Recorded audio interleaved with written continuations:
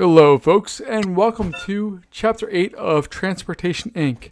Essentially, our job here is to capture as much territory as possible and do it in a certain amount of time. And that's less than 5 full years. Now, playing this, I went through and added in a whole bunch of just basic stuff. We start off in the UK, just trying to get as much money as possible to expand. Now, the first roughly half of this went through and didn't do a whole lot. Went through and added some trains, some transportation as far as buses and cargo goes, but I didn't get a whole lot accomplished in this time period. What I really would have loved to do is gone through and build a real network through all of the different countries, all of the different places, getting everything connected fully. But unfortunately, this one just does not have the time to do that. So what we've done is we've gone through and just started adding countries as we can afford them. We added the basic infrastructure, and the UK and Ireland are basically going to fund this entire project because we're not going to have money to go through and basically fund the rest of the construction through this. Essentially, what we're going to do is use the UK and Ireland to fund our expansion as far as territory goes through the entire rest of Europe. So our goal here is to add 31 places in Europe. I've added one so far. We're going to go through and start adding some more here in just a little bit. But before we do that, we need to make sure that we've really optimized Europe or the UK to make sure that everything we have is set and ready to go as far as rail and really rail. That's what we're looking for, is rail. So we're going to start going in and adding the basics and spending some money on making sure that we have something that exists there. It doesn't really matter because these are not real money makers for us. They're what we need to do to just kind of survive here in just a little bit.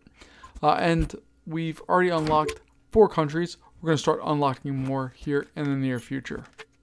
You can tell by the length of this video, this is easily one of my least favorite scenarios so far.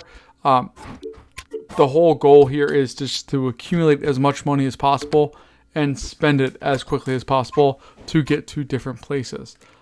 That's all well and fine, but it's not really what I want to do with this game.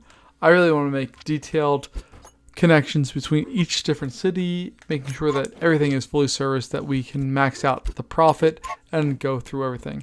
And this scenario just doesn't do that. This scenario's goal is just to raise money, spend it, and go, go, go, go, go. It's just not that much fun to go through and maximize all that stuff.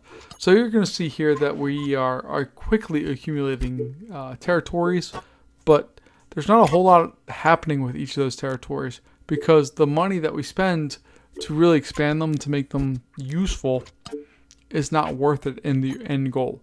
The end goal is to, again, accumulate 31 different places before 5 years, and we're just going to go through and do that.